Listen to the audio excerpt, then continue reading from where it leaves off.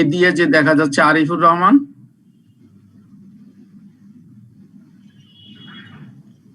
জি sir আছে sir, এই যে আরিফুর রহমান। একজন তো ছিলেন স্যার, উনি মানে যার এটা এ দেয়া আছে আর কি।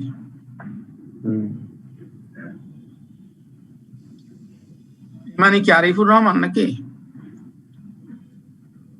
তো উনি আরিফুর রহমান, উনি সম্ভবত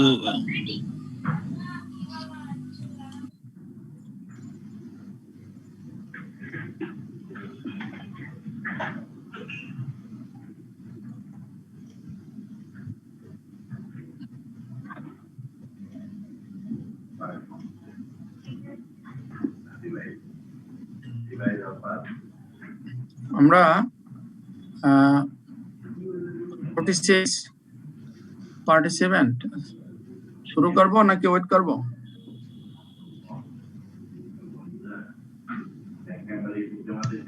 স্যার শুরু করে দেন, অলরেডি 15 মিনিট তো চলে গেল। অলরেডি তো লেট হয়ে গেছে 9 মিনিট চাইলে হয়তো 2-3 মিনিট দেখতে পারেন, আর আমাদের একটা সমস্যা আছে, এটা কি আপনাকে না দেখাবো? আপনার শুরু করেন স্যার। 45 তো 60 প্লাস থাকে স্যার, 8 মিনিট হয়ে গেছে আর কি। জি আরো 2 মিনিট ওয়েট করা যাবে। আমাদের তো 6:45 ক্লাস। জি স্যার। ওকে, আমরা কি গত প্রবলেমে কোন পর্যন্ত করেছিলাম? 1 নম্বর পুরো ক্লিয়ার হয়েছিল নাকি?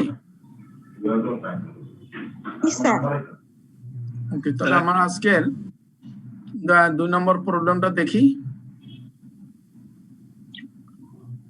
এখানে বলছে KC Limited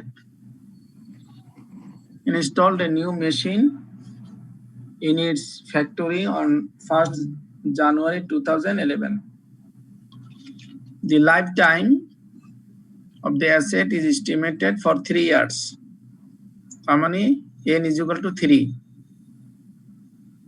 The purchase price of the machine was taka 12,000. Import duty 6,000. Installation cost taka 2,000. And the annual insurance paid taka 1,000. At the end of 2013, the asset was sold to KFW Limited at taka 900. 11 সনে মেশিনটা কিনেছিল, install করেছিল এবং 13 শেষে সেটা বিক্রি করেছে 900 টাকায় এবং তার কস্ট দেয়া আছে। বলেছে KC Limited follows 50% declining balance depreciation method for this asset. অর্থাৎ ডিক্লাইনিং ব্যালেন্স মেথড ফলো করে এবং তার পার্সেন্টেজ হলো 50%। Required prepare all related journal entries and show all income statement entries and balance sheet presentation in the books of KC Limited for the year 11, 12 and 13. 3 বছরের আপনার গত অঙ্কটা আমরা যেরকম করেছি, ইনকাম স্টেটমেন্ট এবং ব্যালেন্স শিট এন্ট্রিগুলো সেগুলো করতে হবে। তাহলে এখান এই অঙ্কটা কিন্তু অনেকটাই একের সাথে মিল আছে, আবার কিছু জায়গায় গরমিলও আছে। তাহলে আমরা আমাদের কিভাবে আমরা স্টার্ট করতে পারি?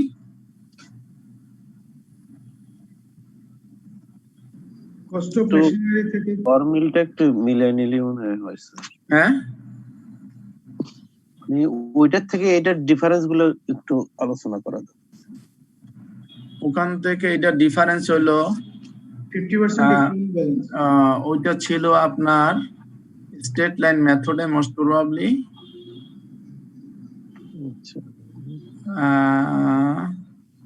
The machine was at the time of the purchase of machine was at state line the state line. এটা ছিল স্টেট লাইন ডেপ্রিসিয়েশন, এটা হলো রিডিউসিং ব্যালেন্স মেথড। আর এইটা কোনো আর বিক্রি করে নাই, এই অ্যাসেটটা রেখে দিয়েছে, বিক্রি করে নাই। এই অ্যাসেটটা বিক্রি করেছে 13তে গিয়ে। This the difference. 13তে সে আবার বিক্রি করেছে এবং 50% ডিক্লাইনিং ব্যালেন্স মেথডে ডেপ্রিসিয়েশন ক্যালকুলেশন করেছে। এই এতটুকু ডিফারেন্স, আর বাকি সবই সেম। ইনকাম স্টেটমেন্ট যেভাবে আমরা গতকালকে এন্ট্রি করেছি ওইভাবেই করতে হবে, ব্যালেন্স শিটও করতে হবে, কিন্তু 13তে এসে মেশিনটা বিক্রি করেছে এবং ডেপ্রিসিয়েশন প্রতি বছর 50% ডিক্লাইনিং ব্যালেন্স মেথডে করেছে। এখন আমরা কিভাবে অঙ্কটা স্টার্ট করলে ভালো হয়? স্যার আগে কস্ট ক্যালকুলেট করে স্যার বলুন স্যার ডেপ্রিসিয়েশন স্কেডিউল একটা করে নিলে ভালো হয় না স্যার? হ্যাঁ, আমরা সেই জন্যই বলছি যে ডেপ্রিসিয়েশন ক্যালকুলেশন করার যেটা মূল বেস সেটা হলো determine the cost of the asset. সেটা আমাকে আগে করে নিলে আগে আমার জন্য সুবিধা, এবং আমি যদি একটা ডেপ্রিসিয়েশন শিডিউলও করে নিতে পারি, এরপরে আমি ওগুলো দেখে দেখে সব নিশ্চিন্ত ভাবে করতে পারবো। তা না হলে প্রতি বছর এসে এসে আমাকে চিন্তা করতে হবে, ক্যালকুলেশন করতে হবে। সো দ্যাট আমরা কিছু ওয়ার্কিং করে নেব। সেটা হলো প্রথম ওয়ার্কিংটা হলো determine the cost of machinery. তাহলে কত হয় মেশিনারির কস্ট? দেখেন, বের করেন। 20,000 হ্যাঁ, মেশিনারি কস্টটা বের করেন আগে। 20,000 স্যার। 20,000 গুড। সবার হয়েছে 20,000? এক নম্বর অঙ্কের মতোই আমাদের খুব বেশি ডিফারেন্স নাই। তাহলে আমাদের 20,000 কস্ট বের হয়েছে। এখন বলুন যে 20,000 যদি কস্ট হয় তাহলে ফার্স্ট ইয়ারে ডেপ্রিসিয়েশন কত হবে? 11তে ডেপ্রিসিয়েশন কত হবে? স্যার 10,000 টাকা।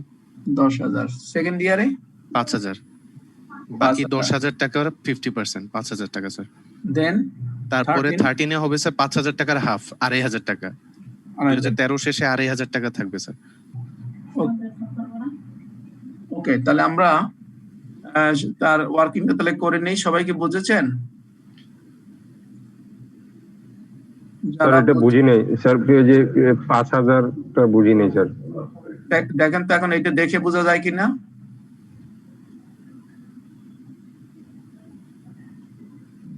দশ হাজার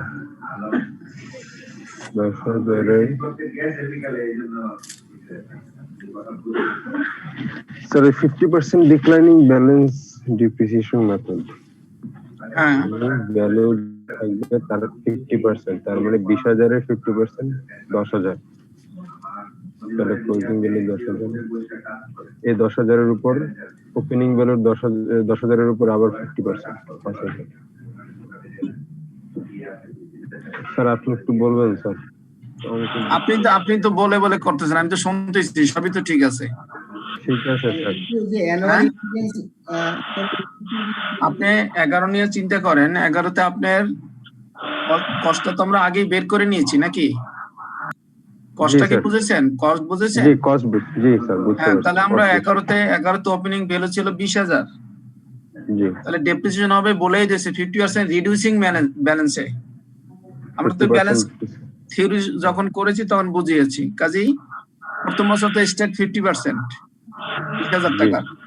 তাহলে ক্লোজিং ভ্যালু কত ওই অ্যাসেটের? 10,000 টাকা। 10,000 টাকা। অ্যাকুমুলেটেড ডেপ্রিসিয়েশনও 10,000। এবার আসেন সেকেন্ড ইয়ারে closing value 11 closing value 12 opening. তাহলে এই যে 11 যে 10,000 আছে সেটাই হবে 12 ওপেনিং 10,000। 10,000 যদি হয় 50% ডেপ্রিসিয়েশন 5,000। তাহলে ক্লোজিং ভ্যালু থাকে 5,000। এই 10,000 থেকে 5,000 বাদ দিলে 5,000 থাকে। তাহলে আমার অ্যাকুমুলেটেড ডেপ্রিসিয়েশন কত বছর ছিল? 10, এবার হইলো আরো 5, 15,000 হয়ে গেল। 15,000। এখন আবার ক্লোজিং ব্যালেন্স 12তে আছে 5,000, তাহলে 13তে এসে আবার ওপেনিং হবে 5,000। 50% 2,500। ক্লোজিং ব্যালেন্স থাকবে বাকি 2,500। আর এখন ডেপ্রিসিয়েশন কত বছর পর্যন্ত ছিল? 15,000, এই বছর করেছে 2,500, 17,500। 600 টাকা তো কম হয় না? 900 টাকা বিক্রি করতে ভ্যালু করছিল 1500 টাকা। ওই 600 টাকা কি হবে? বুঝেছেন আপনি? স্যার বুঝছি স্যার। ওকে, এইবার তাহলে আমরা আমাদের ওয়ার্কিং শেষ। স্যার একটু প্রশ্ন স্যার আমার যে অ্যানুয়াল ওই যে annual insurance 1000 is annual expense এটা যদি কাইন্ডলি একটু বলবেন স্যার। হ্যাঁ এখানে যে অ্যানুয়াল ইন্স্যুরেন্স যেটা 1000 টাকা দেখাইছে স্যার, হ্যাঁ ক্যাপিটালাইজড একটু স্যার যদি উপরে উঠে দেন শীটটা একটু উপরে উঠান। ওটা ওই যে স্যার অ্যানুয়াল ইন্টারেস্ট ইন্স্যুরেন্সের কথা বলতেছে, এটা গত এই যে অ্যানুয়াল ইন্স্যুরেন্স তো আছে, বলেন। নোট যেটা দিছেন স্যার, নোটটা স্যার এটা দিছেন স্যার। হ্যাঁ নোট হ্যাঁ ক্যান নট বি ক্যাপিটালাইজড, তার মানে ইন্স্যুরেন্স মানে এটাতে কি বুঝায়, আমরা কি ক্যাপিটালাইজড করতেছি না ইন্স্যুরেন্সের টাকাটা, এটা বুঝাচ্ছি না কেমনে কিভাবে করব আমরা? 1 নম্বরটা বোঝেননি আপনি? 1 নম্বর অঙ্কটা, 1 নম্বর বুঝছি স্যার। 1 নম্বরে এটা তো সেম, ওখানে তো এই ভাষাটাই লেখা ছিল। অর্থাৎ এটা হলো অ্যানুয়াল এক্সপেন্সেস, প্রতি বছরের। ইয়ারলি এক্সপেন্স এটা স্যার। হ্যাঁ এটা ইয়ারলি এক্সপেন্স, সেই জন্য এটা ক্যান নট বি ক্যাপিটালাইজড, এটা ক্যাপিটালাইজড করা যাবে না। ক্যাপিটালাইজড করলে কি হইতো, এখানে যোগ হয়ে 21000 হইতো। বুঝতে পারছি। তো আমি এখানে যোগ করি নাই, কেন করি নাই সেইটাই এখানে লিখে দিছি। বুঝতে পারছি। আচ্ছা স্যার একটা ছোট কোয়েশ্চেন ছিল, just to clear the concept. হ্যাঁ যদি বলা হতো এটা তো বেসিক্যালি আমাদের 2013 পুরাটা থাকার পর শেষে গিয়ে সেল করতে দেখে আমরা পুরো বছরের ডেপ্রিসিয়েশনটা নিছি 2013 এর জন্য, তাই না? ফুল ইয়ারের ডেপ্রিসিয়েশনটা নিয়েছে, যেহেতু এটা 2013 এর শেষে সেল করেছে। যদি ব্যাপারটা এরকম হতো যে জুলাইয়ের 16 তারিখে সেল করছে, তাহলে আমি কি 6 মাসের জন্য নিতাম? তো আলোচনা করছি যে বছর সেল করবে সেই বছর ডেপ্রিসিয়েশন কি হবে, যে বছর পারচেজ করবে সেই বছর কি হবে, আলোচনা করছিলাম না? ইয়েস স্যার, টাইমলাইন না জাস্ট একটু কনসেপ্ট ক্লিয়ার করতেছি, নোট করতেছি তো। হ্যাঁ এইটা আপনি নোট দিয়ে দিবেন। আর নরমালি আমরা কি করি, আমরা যেই বছর পারচেজ করি সেই বছর আমরা এই ডেপ্রিসিয়েশন ক্যালকুলেশন করি, সেটা ওই সময় অনুসারে। কিন্তু যে বছর সেল করি নরমালি সেই বছর ফ্র্যাকশন যদি হয় সেই বছর নরমালি অতটুকু সময়ের জন্য ডেপ্রিসিয়েশন ক্যালকুলেশন করি না, পুরো বছর নিয়ে নি। হ্যাঁ করি না। আর অনেক পরীক্ষার প্রশ্নে বলেই দেয়া থাকে যে ডেপ্রিসিয়েশন কাউন্ট হবে নাকি হবে না, যেমন পারচেজিং ইয়ারে হবে না অথবা ডিসপোজাল ইয়ারে হবে না, এগুলো অনেক সময় নির্ধারিত করে দেয়া থাকে। হ্যাঁ বলা থাকলে তো আপনার জন্য ইজি হয়ে গেল, আর বলা না থাকলে আপনি একটা ছোট্ট নোট দেন, সমস্যা নাই। আপনি একটা তখন ছোট নোট দিয়ে দেবেন, ঠিক আছে? তাহলে আমার ক্যালকুলেশনটা কি ঠিক আছে, সবাই বুঝেছেন? জি জি স্যার বুঝছি। আচ্ছা বুঝে থাকলে এখন 11 জার্নালটা করেন। নিলেন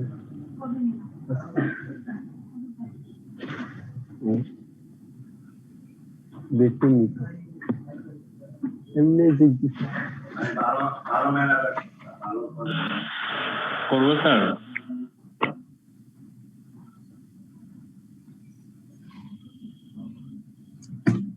করেন আপনারা 11 একটু করেন, পরে আমরা ওপেন করব।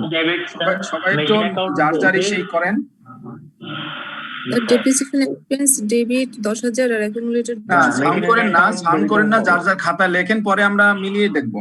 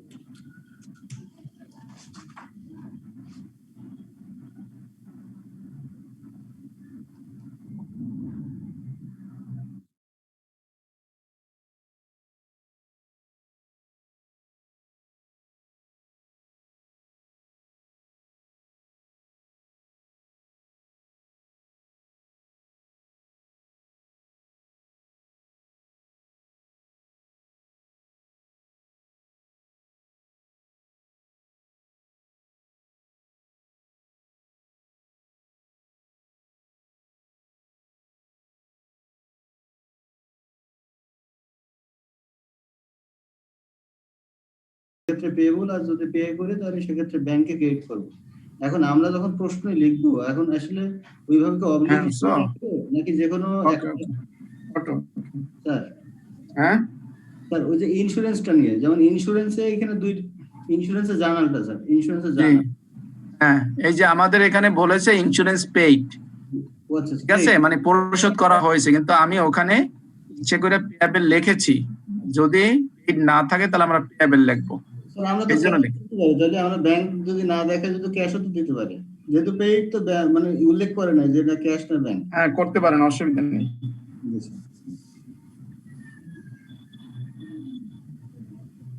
আর কারো কোনো কোশ্চেন আছে?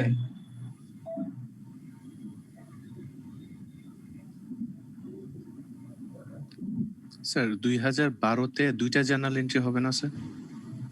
হ্যাঁ স্যার 2012-তে দুইটা জার্নাল এন্ট্রি। দেখেন, থ্যাংক ইউ স্যার। 12 পর্যন্ত সবাই করে ফেলেন। যদি কেউ আগে নিজে করবেন তারপর মিলাবেন, দেখে দেখে করে কোনো লাভ হবে না। 12 পর্যন্ত ওকে স্যার। হ্যাঁ 12 পর্যন্ত সবাই করে ফেলেন।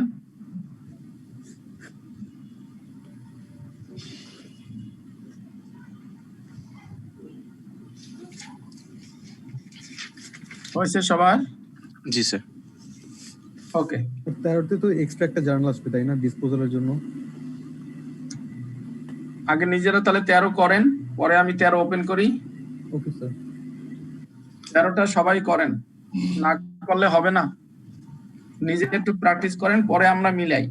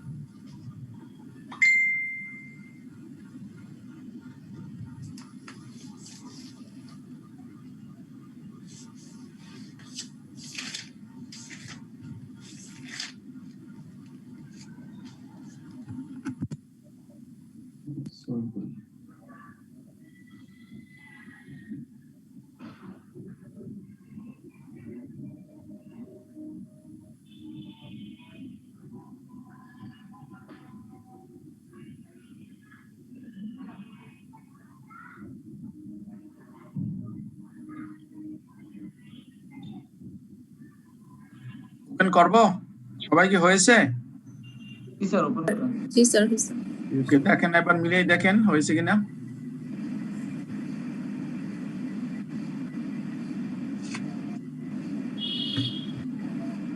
জি স্যার হয়েছে।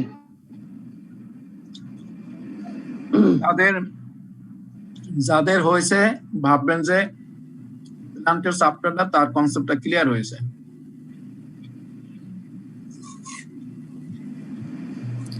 স্যার লাস্ট এন্ট্রিটাতে আমি হচ্ছে ক্যাশ 900 দিলাম, আর হচ্ছে মেশিনারি লস অন মেশিনারি 1600 দিলাম, আর হচ্ছে যদি আমি 2500 কেরিং ভ্যালু ইকুইপমেন্টে ক্রেডিট করি সেটা হবে না? মানে 20,000 ক্রেডিট না করে? কাকে ক্রেডিট করবেন? না তো মানে আমার তো কেরিং ভ্যালু 2500 ছিল, এখন আমি যদি ইকুইপমেন্ট 2500 তে ক্রেডিট করিস তাহলে স্যার সেটা হবে না? না না, কেরিং ভ্যালু আর কস্ট ভ্যালু তো আলাদা কথা। আমার তো মেশিনটার দাম হলো 20,000 টাকা, সেখান থেকে আমি ব্যালেন্স শিটে 17,500 মাইনাস করে আমি 2,500 ব্যালেন্স শিটে দেখাবো। কিন্তু আমার মেশিনের দাম তো 20,000 টাকাই, আর এই 17,500 টাকা অ্যাকুমুলেটেড ডেপ্রিসিয়েশন। এই কারণে আমি এখানে অ্যাকুমুলেটেড ডেপ্রিসিয়েশন এই যে ডেবিট করে ফেলছি 17,500। মানে এই না যে আমার মেশিনের দাম 2,500 টাকা, মেশিনের দাম তো 20,000 টাকাই, আমার বইতে তো 20,000 টাকাই লেখা। তাহলে স্যার আমি যখন সেল দেখাবো তখন আমার পুরো কস্ট ক্রেডিট করে তারপরে দেখাতে হবে? হ্যাঁ, তাই তো আমরা আলোচনা করলাম। আচ্ছা, আমরা থিওরির সময় তো এইভাবেই আলোচনা করছিলাম। আমি স্যার ভুলে গেছি, আমি 2500 ক্রেডিট করছিলাম, এটা ভুল হয়েছে আমার। 2500 যদি আপনি ক্রেডিট করেন তাহলে আপনি ডেবিট ক্রেডিট মিলেন কিভাবে? ওই যে 900 আর কেরিং ভ্যালু দিয়ে স্যার আমি 2500 করছি, যে ক্যাশ 900 আসছে আর কেরিং ভ্যালু ছিল আমার। না আপনি তো লস স্যার, ওই যে লস না, 1600। আপনি আমার বইতে যা আছে সেভাবেই আপনাকে আউট করতে হবে। আমার বইতে আছে 17,500 অ্যাকুমুলেটেড ডেপ্রিসিয়েশন, আপনি 2,500 তো আর বইতে নাই, কোথাও 2,500 খুঁজে পাবেন না আপনি, ওটা তো আমার ওয়ার্কিং। আচ্ছা, আপনার লেজার তো 2,500 কোথাও পাবেন না, আপনি দুইটা ফিগার পাবেন, একটা ফিগার পাবেন মেশিনারি 20,000 আর একটা ফিগার পাবেন 17,500। আমরা এই 20,000 থেকে 17,500 মাইনাস করে ব্যালেন্স শিটে 2,500 দেখাই, কিন্তু এই 2,500 টাকা আপনি অন্য কোথাও আমার রেকর্ডিং এ খুঁজে পাবেন না। 900 টাকা কিভাবে আসলে একটু যদি বলতেন? 10 টাকা তো বিক্রি করলাম, প্রশ্নেতে আছে। ওকে স্যার, ঠিক আছে। এই যে এখানে বলা আছে 900 টাকা বিক্রি করছে, এই যে ঠিক আছে স্যার, তাহলে ঠিক আছে। হ্যাঁ, সোল্ড টু কেএফডব্লিউ লিমিটেড এট টাকা 900, এই যে এট দি এন্ড অফ 2013। এই জন্য আমরা ডেপ্রিসিয়েশনটা কিন্তু 13 পুরোটাই নিয়েছি। স্যার সেলস করে দিলেও স্যার সে বছরের ডেপ্রিসিয়েশন দেখাতে হবে? ভাই পুরো একটা ক্লাস নিয়েছে থিওরির উপর, এরপর যদি আবার কোশ্চেন করেন তখন বারবার জিজ্ঞেস করি কোনো কোশ্চেন আছে কিনা। এরপরে অঙ্কে এসে তো কোশ্চেন, এইসব কোশ্চেন তো এরাও করাটা ঠিক না। তার মানে আপনি যখন কোশ্চেন এরাও করছি তখন তো আপনি কোনো কোশ্চেন করেননি, কিন্তু বারবার পড়ানো হয়েছে যে আমরা এই ইয়ারে কি করব, সেলস ইয়ারে কি করব, তারপরে এই যে এটা তো এখন আবার ওখানে গিয়ে শেয়ারে যেতে হবে, সময় লেগে যাবে।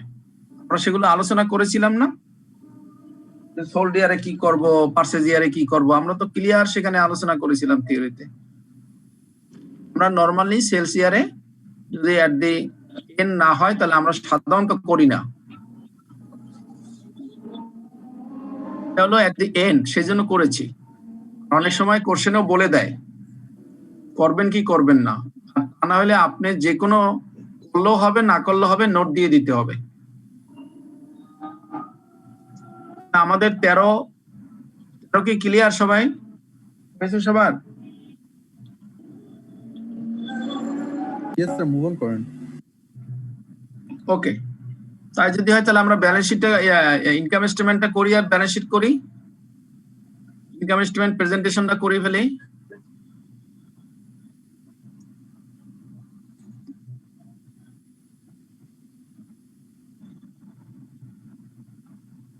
আমরা ইচ্ছে করলে পাশাপাশিও করতে পারবো, 11, 12, 13, কোনো সমস্যা নেই, অথবা আলাদা আলাদাও করতে পারি।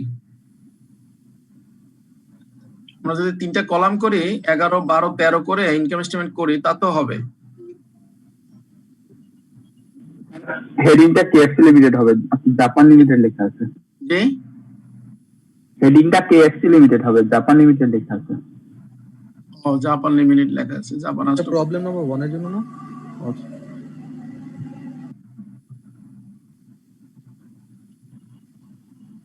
Thank you.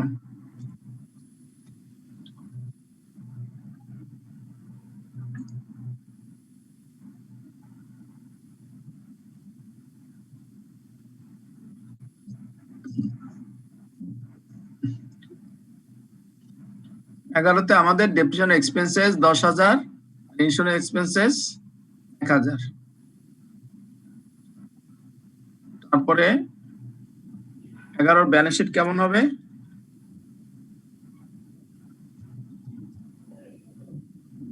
Machinery 20,000 less accumulated depreciation 10,000, book value 10,000। Sir আমি একটু কথা বলি স্যার, মানে আমার ব্যালেন্স শিটে মেশিনারিটা কি অ্যাসেটে রেখে আর অ্যাকুমুলেটটা ডেপ্রিসিয়েশন যদি লায়াবিলিটিতে দেখায় তাহলে কি ভুল হবে? হ্যাঁ, আইসিএম তে ভুল হবে। আমরা এইভাবেই দেখাই, এইভাবেই আপনাকে দেখাতে হবে। বুঝতে পারছেন? যেখানে বিটি সিস্টেম ফলো করে সেখানে আপনি আলাদা আলাদা দেখালে অসুবিধা নেই, কিন্তু আইসিএম তে আপনি এইভাবেই দেখাবেন।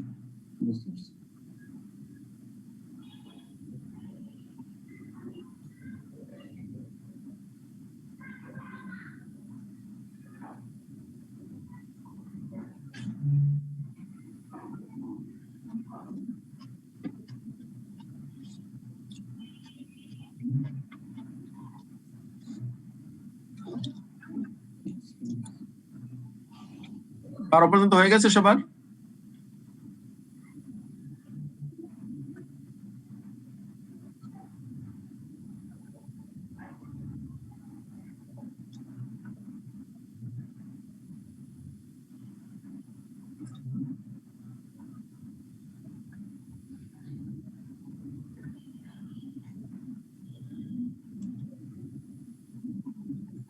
সবার কি 12 পর্যন্ত হয়েছে?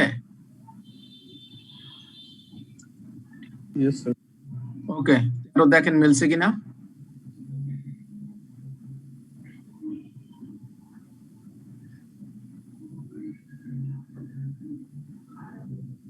এর কি ব্যালেন্স শিট হবে?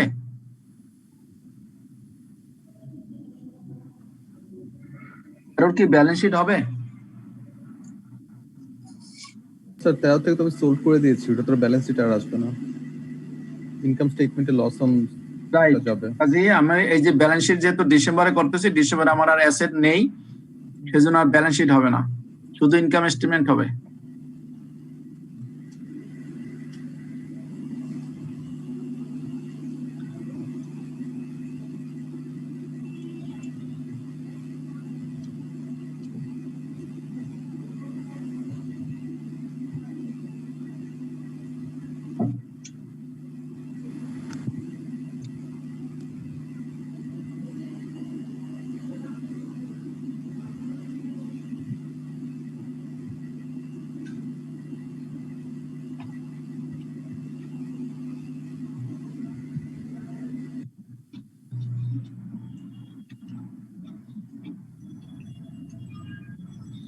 আর কোনো কোশ্চেন আছে? না স্যার। 13 পর্যন্ত সবাই ক্লিয়ার? জি স্যার। ওকে, আমি কি আগাবো? স্যার একটা কোশ্চেন ছিল স্যার। বলেন।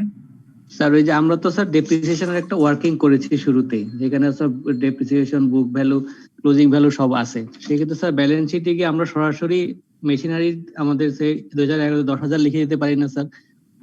না লাগাই ভালো। ওটা ওখানে ওয়ার্কিং করেছি জানি আমার আবার ব্যালেন্স শিটটা করতে ভুল না হয়, ব্যালেন্স শিটের সাথে দরকার তাকাই একটু দেখলাম ঠিক আছে কিনা। আচ্ছা, মানে এটা এখানে দেওয়াটা বেটার স্যার। দেওয়াটা better, right. Okay, thank you.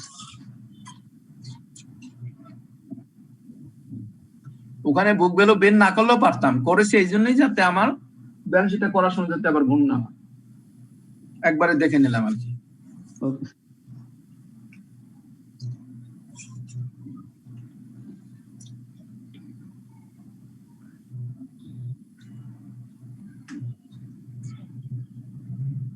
আর কি কারো কোনো কোশ্চেন আছে না আগাবো?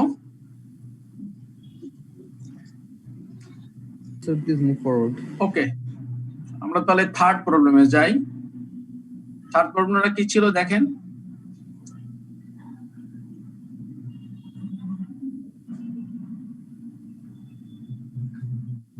A company bought a new printing machine from abroad.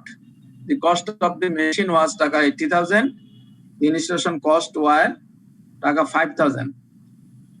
And the employees received a specific training on how to use this particular machine at a cost of taka 2,000. Before using the machine to print customers' order, a test was undertaken and the paper and ink cost taka 1,000. What should be the cost of the machine in the company's statement of financial position? শুধু কস্টটা বের করেন, মেশিনের cost কত হতে পারে?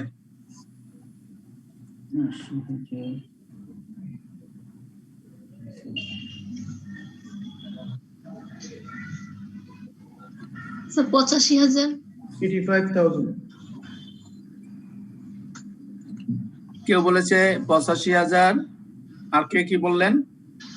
85,000 sir. 85,000, 85,000 85,000 একই কথা। আর কে কি বললেন? না আর কিছু বলিনি।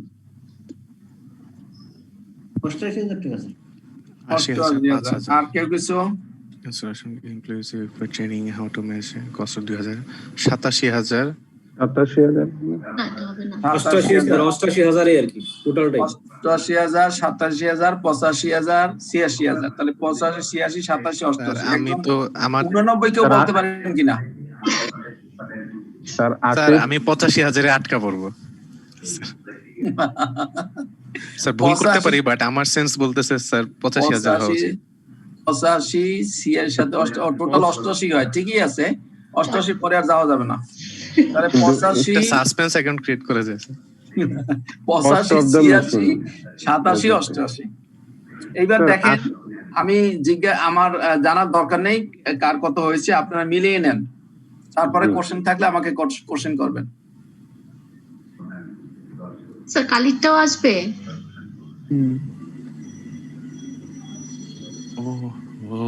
কালির খরচটা কেন আসবে?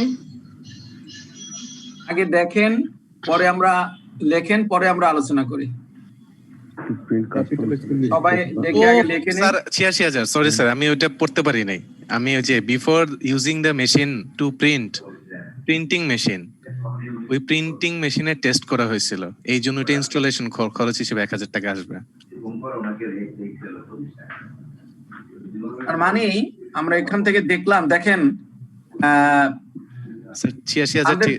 100% কিন্তু আমাদের অনেকেরই হয়নি, তাই না? 2000 আসলো না কেন? এখানে যারা ক্লাস করতেছি সবার কিন্তু 100% সবার কিন্তু 86,000 হয়নি, বুঝছে? সবার হয়নি। মানে কি, আমাদের কিন্তু এখনো কনসেপ্টের সমস্যা আছে, কিন্তু অঙ্ক কিন্তু ছোট্ট একটা অঙ্ক, হয়তো 10 মার্কের থাকবে, এটা করতে হয়তো 5 মিনিটও লাগবে না, কিন্তু কনসেপ্টে না থাকলে কিন্তু আপনার সময় লস হবে, লাভ হলো না আর কিছু। এটা হলো এখানে বলেছে, দেখেন যে স্পেসিফিক ট্রেনিং দিয়েছে 2,000 টাকা খরচ করেছে, এই ট্রেনিং কস্টটা কিন্তু এখানে আসবে না, যে রেভিনিউ এক্সপেন্ডিচার।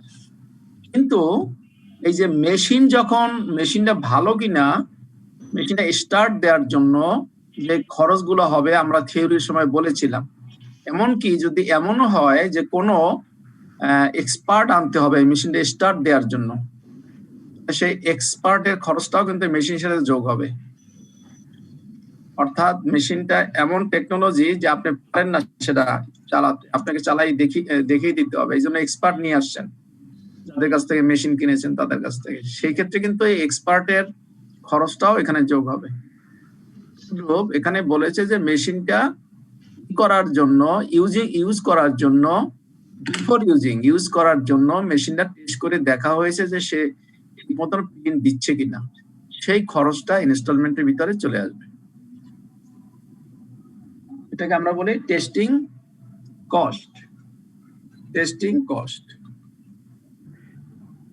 জি স্যার। স্যার 2,000 টাকার ব্যাপারটা বুঝলাম না, এটা তো ট্রেনিং স্যার, এই মেশিনটা চালানোর জন্য তো তারা ট্রেনিংটা নিছে, তাহলে এটা তো একবারেই হবে, এটা তো আর বারবার তো খরচটা হচ্ছে না, এটা তো ট্রেনিংটা করানোর জন্য তো সে 2,000 টাকাটা পে করছে না, তাহলে এটা কস্টের সাথে যাবে না? না, ট্রেনিং এক্সপেন্ডিচার এগুলো আমরা রেভিনিউ এক্সপেন্ডিচার হিসেবে ট্রিট করি। হ্যাঁ, এগুলো মেশিনের সাথে যোগ না করে রেভিনিউ এক্সপেন্ডিচারে চলে যাবে ট্রেনিং এক্সপেন্ডিচার হিসেবে। আর একটা প্রশ্ন করি স্যার, তার মানে বিভিন্ন যে প্রজেক্ট গুলো হয় এবং বিভিন্ন কর্মকর্তারা যে স্যার বিদেশে যায়, তাহলে ওটাতে ইনস্টলেশন কস্ট আর ওটার ভিতরে যে রেভিনিউ কস্ট দুইটাই আলাদা, ওটা মেশিনের সাথে অ্যাড হয় না, তাই না স্যার? রাইট, বুঝছি স্যার। তাহলে সবাই ক্লিয়ার? Sir clear. ওকে, সবগুলো মিলে প্রজেক্টের খরচ দাঁড়ায়, তাই না স্যার? হ্যাঁ। এবার তাহলে আমরা 4 নম্বর প্রবলেমে যাই। দেখেন প্রবলেম গুলা কিন্তু ছোট্ট কোশ্চেনে আসলে কিন্তু এরকম ছোট্ট কোশ্চেনই আসবে, তো আপনার কনসেপ্ট ক্লিয়ার থাকলে সময় লাগবে না আপনার করতে, আর কনফিউশন থাকলে সেই ক্ষেত্রে অ্যাকুরেট রেজাল্ট আসবে না, সময়টা বেশি লাগবে। নাম্বার 4 এখানে কি বলছে দেখেন,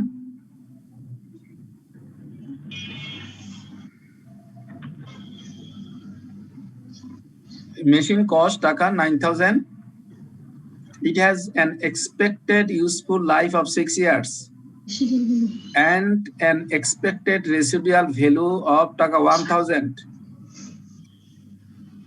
It is to be depreciated at 30% annum on the reducing balance method. A full year's depreciation is charged in the year of purchase, with none in the year of sale. During year 4, it is sold for taka 3,000. What is the profit or loss on disposal? বের করেন। আচ্ছা sir, এই যে 3 number প্রবলেমটা sir statement মেথডে করব। জি 3 number প্রবলেমটা sir এটা কি স্টেটমেন্ট মেথডে করব না? কোনো কিছু তো বলা নেই। 3 নম্বর প্রবলেম, জি 3 নম্বর প্রবলেম তো সলভ করে ফেললাম। না স্যার, মানে বুঝতে পারছি, কিন্তু বলতে রিকোয়ারমেন্টে তো কোনো কিছু বলা নাই। যে বলছে what should be the cost of the machine in the company's statement of financial position, এই তো দিচ্ছে। আমরা তো দেব না, জানাল দেব না স্যার, জানাল দেব না। এখানে তো ডেপ্রিসিয়েশন করতে বলে না, শুধু কস্ট বের করতে বলছে। ও আচ্ছা আচ্ছা, শুধু কস্ট বের করে শেষ স্যার। এখানে হট মানে কি, শুড মানে উচিত, বি দি কস্ট খরচ হওয়া উচিত, দি মেশিন মেশিনে খরচ কত হওয়া উচিত, in the companies statement of financial position কোম্পানির ব্যালেন্স শিটে খরচটা কত হওয়া উচিত, এটা আপনার কাছে জানতে চেয়েছে। আমরা সেই খরচটাই বলছি যে ৮৬ টাকা হওয়া উচিত। স্যার লিখবেন answer, the cost of the machine taka 86,000 which should be shown in the financial statement. ঠিক আছে? জি স্যার, বুঝেছেন নাকি না বুঝেননি? না বুঝতে পারছি স্যার। ওকে, এবার যান 4 নম্বরে গিয়ে করেন।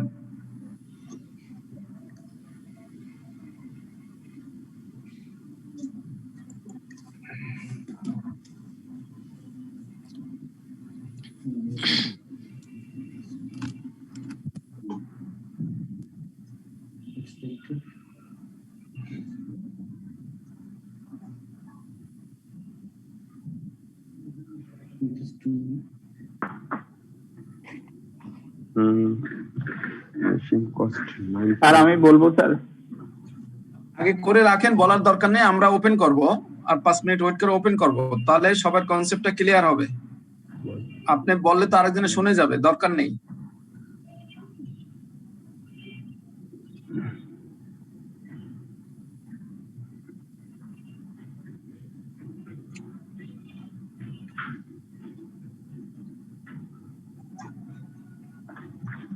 এই অঙ্কটা যার অ্যান্সারের সাথে মিলে যাবে তার আর অঙ্ক এই চ্যাপ্টারে না করলেও হবে।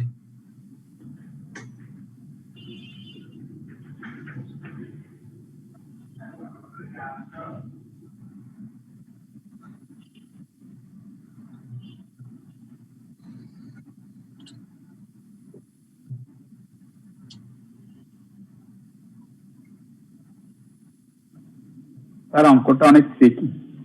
হ্যাঁ ইজি, অনেক ট্রিকি, মানে বুদ্ধিমত্তা আছে।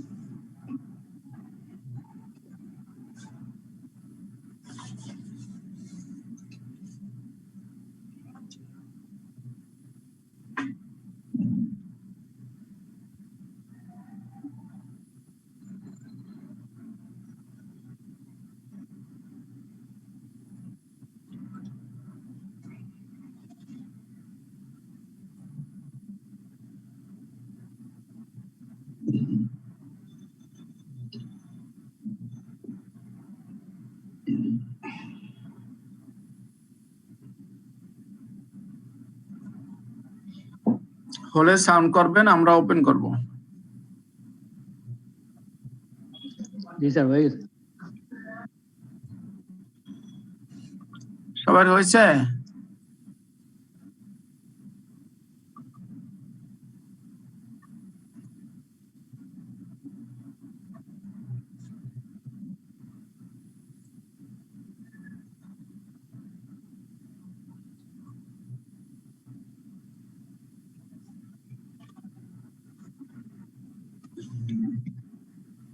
ওপেন করব আমরা।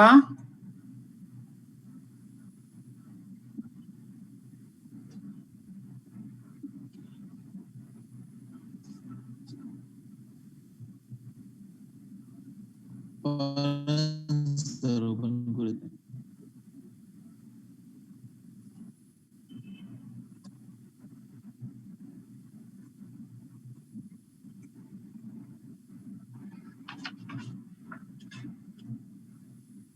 জি স্যার করেন তো।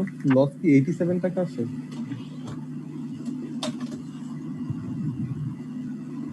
আমার মতে 2000 প্রফিট। 2000 প্রফিট, 87 টাকা লস। আর আরেকজন আসছে কত? 2000 প্রফিট। তার ভুল হইতে পারে স্যার, ভুল হইতে পারে। না, ভুল তো হতেই পারে। ম্যান ইজ মর্টাল, মানুষ মাত্র তো ভুল হতেই। আমার 2000 স্যার, আমি জানি বোকা খাবো স্যার আপনার। এবার মিলিয়ে নেন।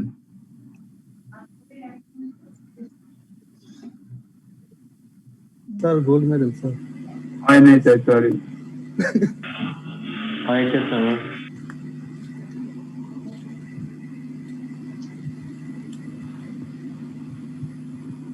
হয়েছে স্যার 87 টাকা লস।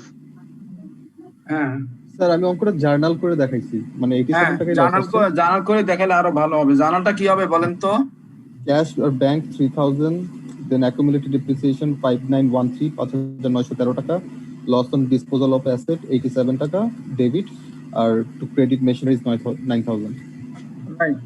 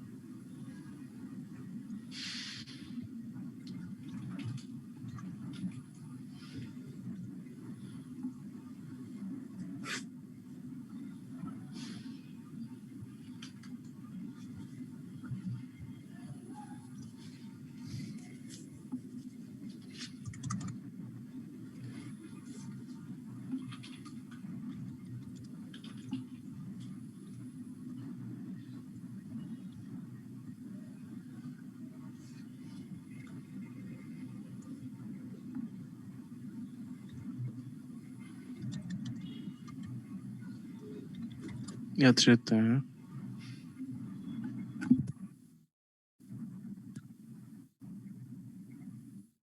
দেখেন তো সবাই পেরেছি কিনা আমরা, বা কারো কোনো বস্তুর সমস্যা হচ্ছে কিনা।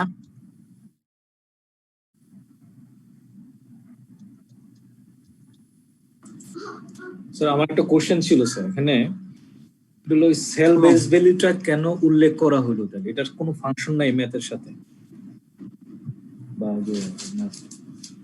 সেল বেস ভ্যালু স্যার বাদ দেই না আমরা, এখানে রেসিডুয়াল ভ্যালু রেসিডুয়াল ভ্যালুটা কেন আপনার এখানে লেখা থাকে? ওটা কি যদি 6 বছর থাকতো তাহলে ওটা হইতো। 6 বছর যদি ইউজ করতে পারি। বলেন কি করছেন?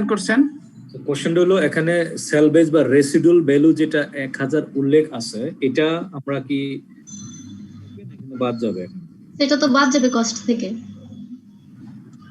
তাই কি আমরা যখন থিওরি দিয়েছিলাম, থিওরি যখন পড়িয়েছিলাম, তখন কি সে কথা ছিল আমাদের সাথে?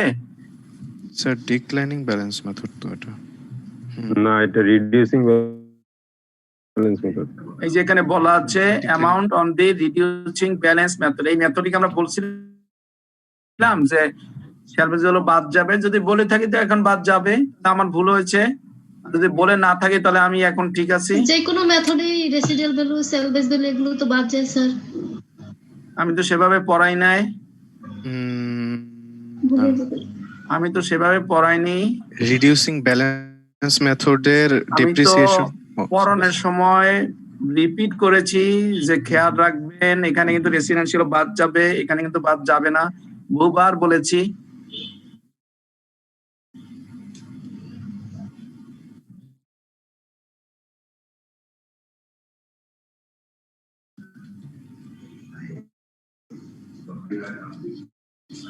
আর বেসিক্যালি স্যার এখানে বাদ দেওয়ার প্রশ্নটা তো আসতেছে না, কারণ তো আমাদের বলেই দিস অলরেডি 30%। আমাদের তো রেটটা বলেই দিস অলরেডি। হ্যাঁ, রেটটা বের করার সময় শুধুমাত্র রেসিডুয়াল ভ্যালুটা। এখন বাদ দেওয়ার কি আছে? যেই টাকাটা আমি বিক্রি করছি সেই টাকাটাই তো আমি পাবো। তো এখানে 3000 টাকায় বিক্রি করছি, তো এটা আমাদের ক্যাশ ডেবিট হয়ে গেছে। কথা কিন্তু 2 ক্লাস আগের কথা আপনারা বলতেছেন, 2 ক্লাস আগের কথা, 2 ক্লাস আগের কথা, 2 ক্লাস পরের কথা বললে তো আগান যাবে না। আমরা থিওরির সময় ডিটেইলস পড়ানো হয়, কোশ্চেন করা হয়, এবং যেখানে আমি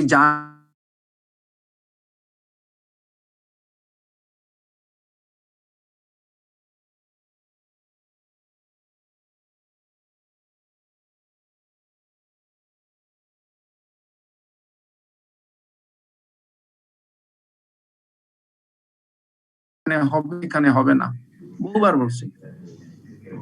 সো দ্যাট সেই জিনিসগুলো খেয়াল রাখতে হবে। ডেপ্রিসিয়েশন এখানেই আমাদের ভুল হবে, আর কোথাও ভুল হবে না। কোথায় স্যালভেজ গুলো বাদ যাবে, কোথায় স্যালভেজ গুলো বাদ যাবে না, এগুলো খুব মনে রাখতে হবে ভালো করে।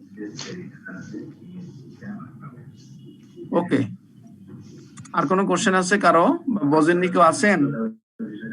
স্যার একটু নিচের দিকে একটু স্ক্রল করবেন স্যার, জার্নালটা দেখেন। জার্নালটা তো আপনার অঙ্ক পারলে তো জার্নাল পারার কথা।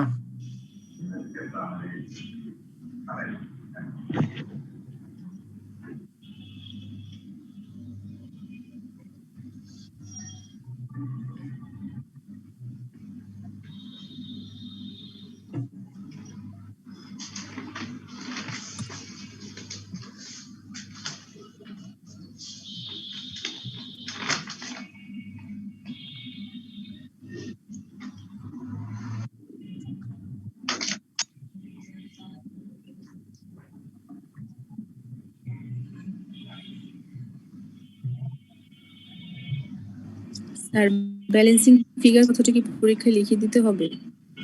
লিখলে সব থেকে ভালো হয়।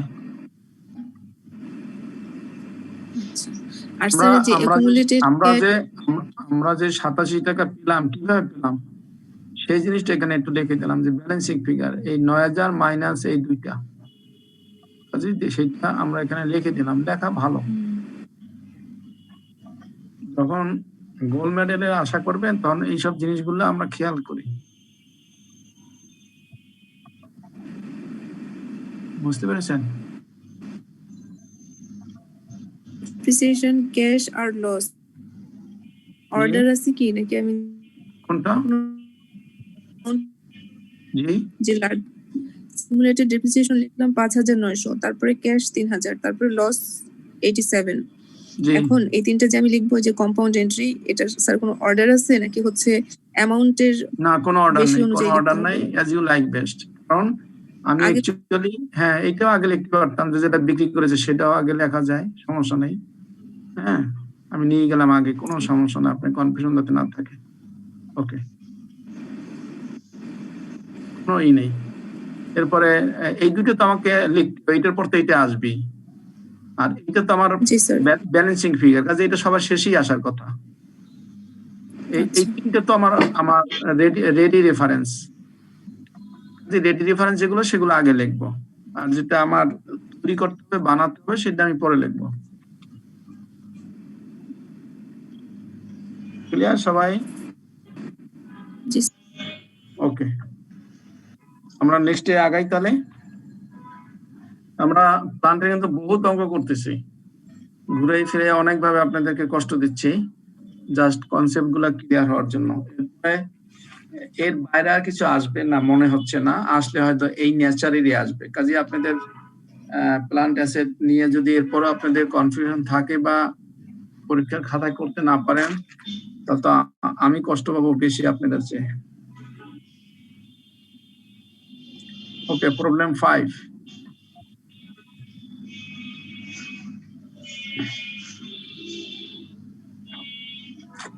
Than Company is in the process of preparing its financial statement for the year ended December 31st, 2015.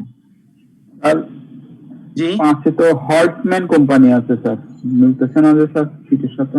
ও তাহলে নামটা একই, মনে হয় নাম চেঞ্জ ওকে, আচ্ছা আচ্ছা আচ্ছা, ঠিক আছে, ওকে ওকে নামটা ওকে চেঞ্জ করে নেন। জি, ওকে। for the year ended December 31st, 2015. Assume that no entries were for depreciation have been recorded in 2015. ধরে নেন যে 2015-তে কোনো ডেপ্রিসিয়েশন করা হয়নি। The following information related to depreciation of fixed asset is provided to you. আপনাকে কিছু তথ্য দিয়েছে ডেপ্রিসিয়েশন ক্যালকুলেশন করার জন্য। খান company purchased equipment on January 2, 2012 for টাকা 85,000. At that time, ওই সময় the equipment had an estimated useful life of 10 years with a টাকা 5,000 residual value. The equipment is depreciated on a straight line basis. On January 2015, as a result of additional information, the company determined that the equipment has a remaining useful life of 4 years with a টাকা 3,000 residual value. এইবার আপনি depreciation হিসাব করেন এবং entry দেন।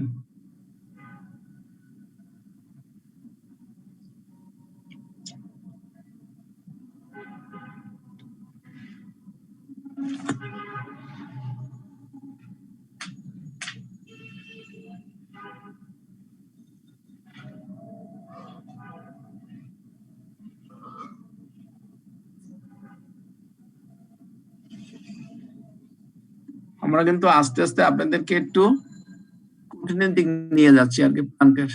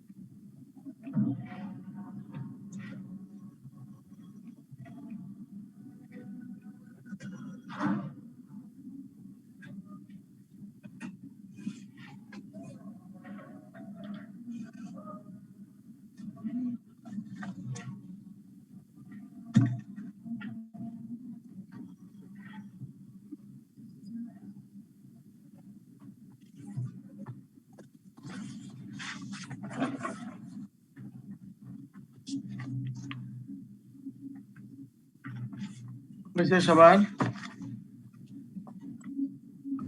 জি sir. সবার হয়েছে?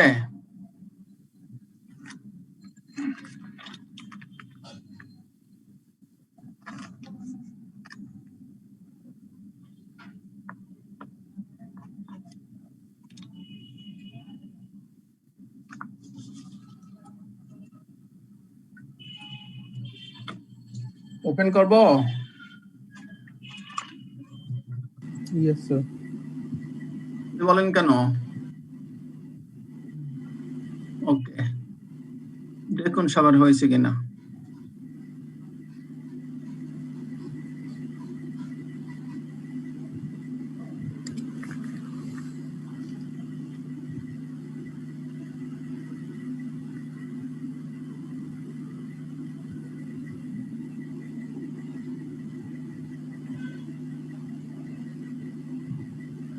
হয়েছে সবার?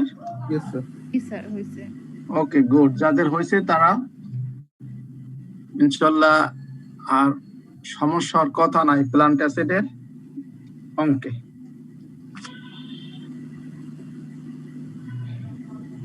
যে কটা করানো হয়েছে এই কটা একটু প্র্যাকটিস করলে ইনশাল্লাহ পরীক্ষাতে এর বাইরে আর কিছু আসবে না আশা করি আর কি। এখন মোর প্রিপারেশনের জন্য আরো প্র্যাকটিস করতে পারেন সেটা ভিন্ন কথা। স্যার 2015 পর্যন্ত যে আমি ডেপ্রিসিয়েশন দেখালাম মানে ওই যে 12, 13, 14, 24,000 টাকা, এটা কি স্যার মানে জার্নাল এন্ট্রি ছাড়া এইভাবে দেখানো যাবে? হ্যাঁ, আমরা শুধু ওই যে আমার কাছে তো চেয়েছে শুধু 15 সনের সবকিছু, এই যে prepare the journal entry two record depreciation expenses for 15 and correct any errors made to date related to the information provided. আপনাকে যা ইনফরমেশন দেওয়া হয়েছে যদি কোনো কিছু কারেকশন করতে কারেকশন করে নেবেন, নিয়ে আপনি 15তে যা জার্নাল দেওয়ার দরকার সেটা দিবেন। ঠিক আছে। 15 শুধু জার্নাল চেয়েছে, কাজে আমরা 15 জার্নাল করব, অন্য ইয়ারে যদি কিছু কারেকশন থাকে সেটা কারেকশন করে নেব। ও না সরি, এটা কোনটা বলেছি? হ্যাঁ ঠিকই আছে। ওকে, দেখুন আমাদের কতজন আর মিলেছে, মিলিয়ে নেন।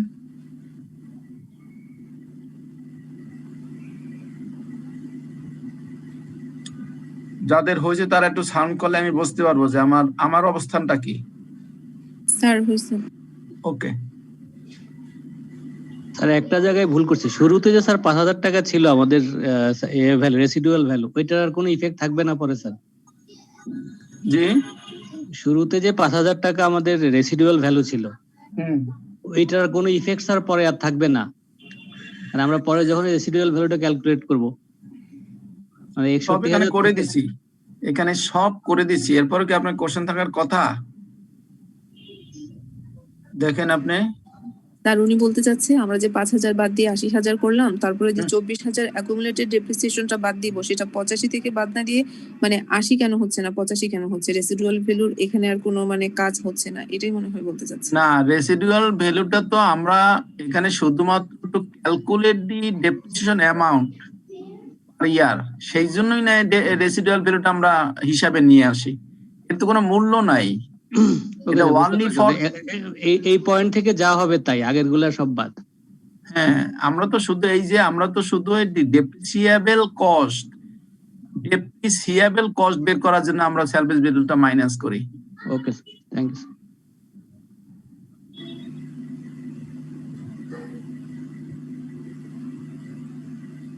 স্যার অঙ্কের বডিটা একটু দেখতে পারি কি স্যার?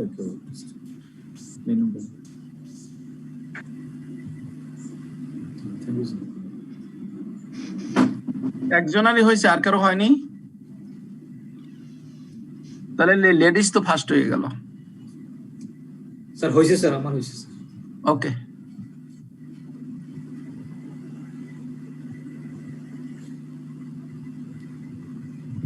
দুইজন। আমার পার্টিসিপেন্ট 64। আরে স্যার আমারও হয়েছিল, আমি তো আওয়াজ দিই নাই খালি। আচ্ছা আচ্ছা, আওয়াজ দেন। যাক, 3 জন ধরলাম, আরো 2 জন 5 জন, তার মানে নট স্যাটিসফ্যাক্টরি নাকি?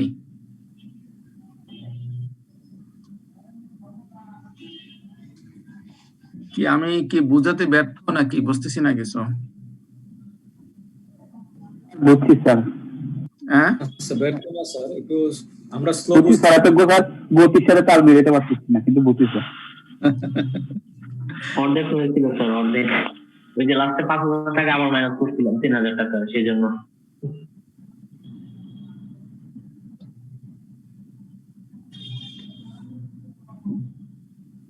তাহলে কি আমরা নেক্সট প্রবলেমে যাব?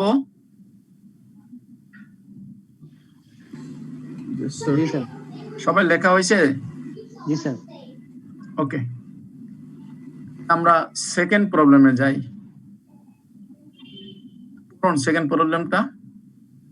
খান company purchase a machine on July 2013 at a cost of টাকা 1,20,000. The machine has a residual value of 16,000 and a useful life of 8 years.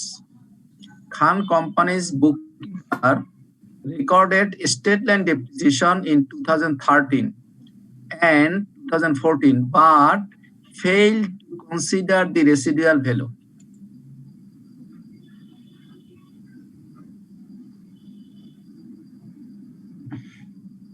করুন।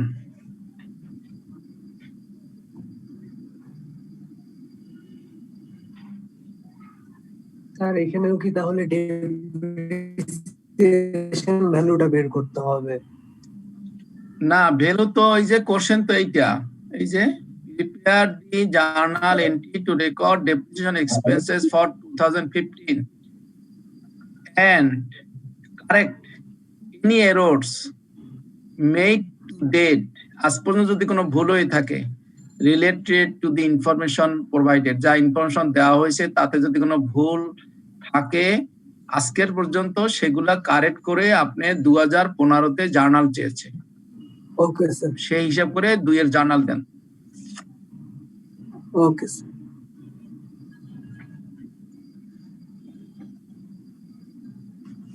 এবং উপরে বলেও দিচ্ছে যে আমরা কিন্তু এই যে financial statement for the year ended 31 December 15, মানে আমি সবকিছু করব 15 সনের জন্য।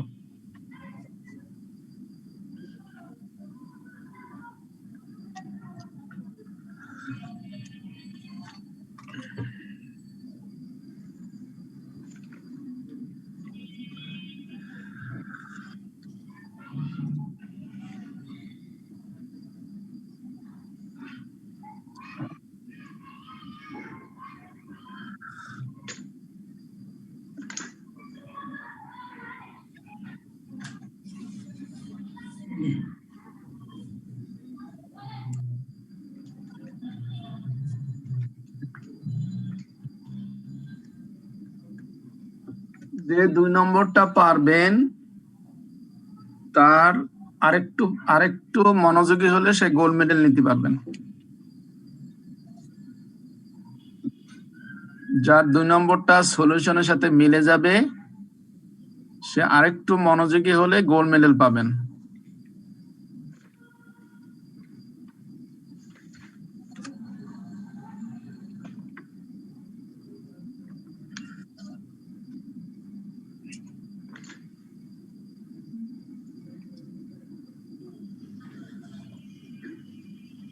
স্যার 20,250।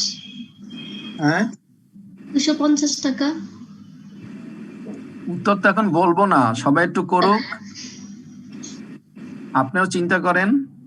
আমি তো আগেই বললাম যে এই অঙ্কটা পারলে গোল্ড মেডেল কনফার্ম, তবে আরেকটু সামান্য প্র্যাকটিস করতে হবে।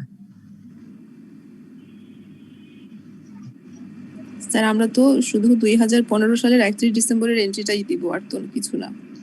না স্যার করেছি।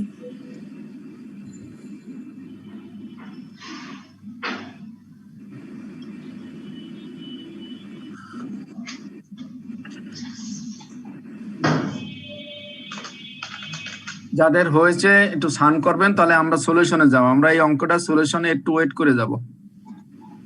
স্যার আমি করেছি, হয়েছে কিনা জানি না। না সেটা পরে কথা, একজন পেলাম, মিনিমাম 10 জন হতে হবে এই অঙ্কটায়। আমরা শেষের দিকে আর একটা অঙ্ক আছে, কাজে এটা 10 জন না হলে আমি ওপেন করব না। আউট অফ 63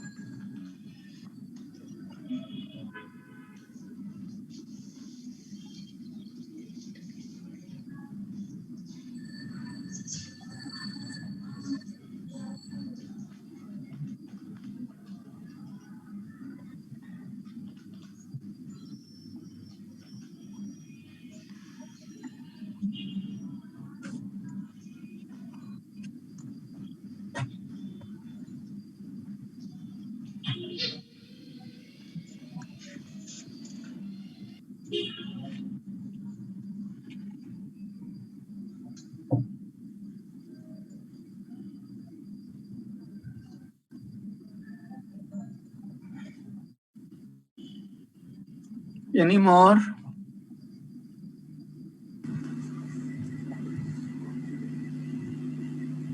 সেটা যে জার্নাল দিতে হবে তাই না, তাহলে হয়ে গেছে। হয়ে গেছে, ওকে। 2 জন পেলাম আউট অফ 63। 3 জন।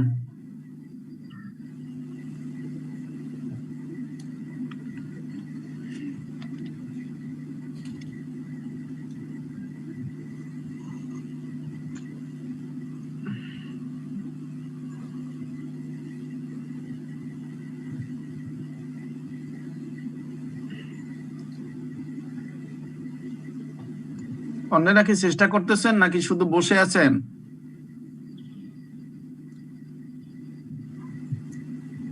বসে থাকলে কোনো লাভ হবে না, চেষ্টা করলে ভুল হলেও লাভ হবে।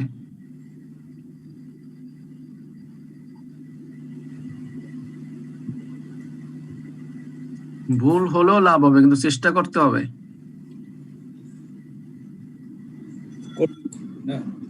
করলাম স্যার। বাস, থ্যাংক ইউ। আর কজন? 4 জন হলো মাত্র 64 জনের মধ্যে। হয়েছে স্যার। 5 জন, গুড। আর 5 জন দরকার আমার।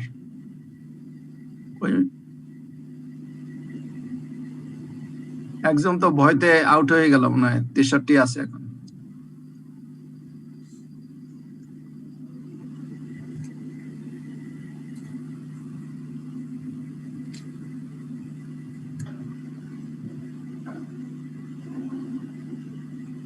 Any more?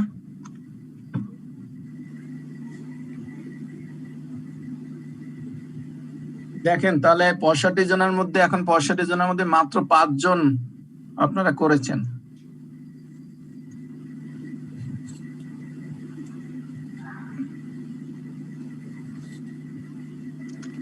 আমার কি কোনো ফিডব্যাক আছে?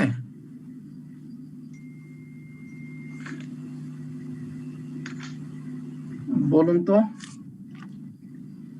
করছি স্যার। না, বলছি আমার কি কোনো ফিডব্যাক আছে? পড়াতে পারি না, বোঝাতে পারি না, বা আমার কথা বোঝেন না, এরকম কি আছে? আসলে প্রবলেমটা কি, আমাদের ক্লাসের মানে স্কেডিউলটা এত বাজে হয়েছে, কারণ সবাই ক্লাস করলেও বাসায় গিয়ে পড়ার টাইমটা পায় না, যার কারণে অনেকে ওই পিছের ক্লাসগুলোর সাথে মানে কিপ আপ করতে পারে না। যারা জব করে তাদের জন্য তো আরো কঠিন, মানে সত্যি কথা যেটা। না, কিন্তু আমি তো ওইভাবেই স্লোলি পড়াই, এবং আপনাদের ওই জন্য আমি যে সলিউশন দিই না, আগে আপনাদেরকে প্র্যাকটিস করাই, তারপর সলিউশনটা দেই। আজকের এখানে এটা নিয়ে তো ধরেন 6 নম্বর অঙ্ক, তো কিছু তো আশা করতে পারি আপনাদের কাছ থেকে। তারপরে যদি আমরা বাসায় এই অঙ্কটা আগে একটু দেখতে পারতাম, তাহলে এখন আমরা ঠিকই করতে পারতাম। আমরা তো বাসায় দেখতেই পারি নাই। এখন কিরকম অবস্থা হয় জানেন? সবাই মনে করেন যে 5টা-6টার দিকে অফিস থেকে আসে, প্রত্যেকটা দিন 5টা থেকে 10টা পর্যন্ত ক্লাস থাকে, 5টা থেকে 8টা।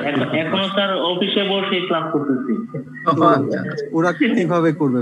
আমরা যারা স্টুডেন্ট আছি বা জব ছেড়ে ফুল টাইম স্টুডেন্ট আছি, তারা না হলে একটু টাইম বের করতে পারি, বাট যারা জব করে তাদের জন্য life is so much hard. এগুলো তো খুব কঠিন অঙ্ক না, বাট দেখতে হতো আগে, বাসায় দেখতে পারলে সুবিধা হতো।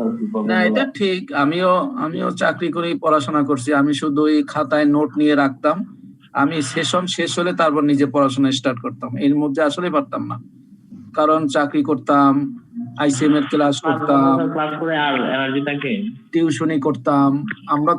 আমরা একই অবস্থা, আমরাও এই বাসায় এই রাত্র 10:30টায়, আর তখন তো আর অনলাইন ছিল না, প্র্যাকটিক্যালি ফিজিক্যালি ক্লাস করতে হতো। আমাদের বাসায় যাই যেতে তখন 11টা বাজতো। আপনারা তো এখন বাসায় বসে করতেছেন অনেকে, বা অফিসে বসে করতেছেন, কিন্তু আমাদের তো তখন ফিজিক্যালি আইসিএম তে বসে ক্লাসগুলো করতে হতো। পরে রাত 10টা 11টার সময় বাসায় গিয়ে আবার আর অনলাইনে তো এই কিছুদিন হলো, সব সময় তো আমার যাওয়া লাগে। একটা পার্সোনাল এক্সপেরিয়েন্স ফিডব্যাক আছে। আমি যত ক্লাস মানে পাইলাম আমার লাইফে, আপনার ক্লাসটা হলো best of the delivery from your side. আমার আন্ডারস্ট্যান্ডিংও ভালো, কিন্তু প্রবলেমটা যেটা হয় ওই যে কিছু মিস হয়, কোনো একটা মিসিং যদি হয়ে যায়, বিষয়টা আন্ডারস্ট্যান্ডিং রাইট মিসিং হয়ে গেলে ওইটাই কিন্তু ফেল করে। রাইট, ওইটাই এটা থেকে যায় আর কি, উইকনেসটা। যেমন আমি স্যার একটা কোশ্চেন করছি যে স্টেট সেল বেস বিল, আমি ক্লাসটা কিন্তু মিস করছি, এবং আপনার এভরি জিনিস কিন্তু আমি খাতায় নোট নেই, এবং রেড আমার সাথে কিন্তু সবসময় একটা লাল কলম থাকে। হ্যাঁ, কিন্তু শোনেন, আমি কিন্তু জানি না যে আপনি ওই দিন অ্যাবসেন্ট ছিলেন। আমি ছিলাম, কিন্তু আমি কিন্তু অ্যাকচুয়ালি বলেছি যে দেখেন আপনারা এই জায়গাটা একটু খেয়াল করবেন, এইখানে কিন্তু সেলফিসটা আমরা কিভাবে করতেছি। সেলফিস কিন্তু সব জায়গায় একই রকমের ট্রিটমেন্ট না। হ্যাঁ, এই জিনিসগুলো কিন্তু ওই সময় থিওরির সময় আমরা সুন্দরভাবে আলোচনা করার চেষ্টা করেছি। ইভেন স্যার এই যে আপনার নোটটা কিন্তু আমি রেড এটা কিন্তু কাজে লাগবে স্যার। হ্যাঁ, অনেক কাজে লাগবে। Good, thank you. আমরা কিন্তু হ্যাঁ, আমরা এইভাবেই ফলো করতাম। স্যারে যেখানে যেই জিনিসটার উপরে জোর দিত, আমরা ওইটা লাল কালি দিয়ে লিখতাম, মানে এটা অবশ্যই কোনো না কোনো সময় আমার কাজে লাগবেই। হ্যাঁ, কারণ আমি তো জানি যে কোনখানে প্রবলেমটা হবে। এই ডেপ্রিসিয়েশনের অঙ্কে শুধুমাত্র সেলফিসই আপনাদেরকে কষ্ট দেবে। সেই সেলফিসটা যদি আমি খেয়াল রাখতে পারি, ইট ইজ এনাফ এই চ্যাপ্টারের জন্য। এত ইজি ডেলিভারি আমি কোনো মানে ম্যাথে ক্লাস আমি পাইনি, এবং আমার understanding from your side is very clear. Okay, lot of thanks. আমরা 2 নম্বরের সলিউশনটা যাই একটু, তারপর দেখি আমার সেলফ অ্যাসেসমেন্টটা করি আমরা, যে আমাদের কতজন আর মিলে গেছে।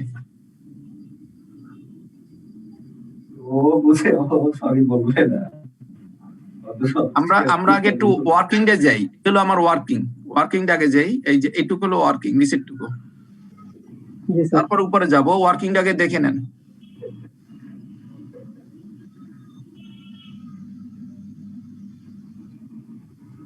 সবার কি হয়েছে? যারা ওয়ার্কিং ঠিক আছে, কিন্তু উপরের হাফটা খেয়াল করিনি। ওয়ার্কিং সবাই মিলেছে? আমি হচ্ছে 8500 লেখা ছিল, জার্নাল এন্ট্রি দিলাম 13 সালের আর 14 সালের। তো এখানে আমি স্যার জুলাই ছিল, আমরা এটা স্যার জুলাই ছিল, এটা খেয়াল করিনি স্যার। ওকে, জুলাই আপনি কনসিডার করেন, তাহলে কি মিলবে? জি স্যার, জুলাই করলে ঠিক হয়ে যাবে। ওকে, তাহলে তো ঠিকই আছে। স্যার এই 7500 কি দেওয়া ছিল? আমি খেয়াল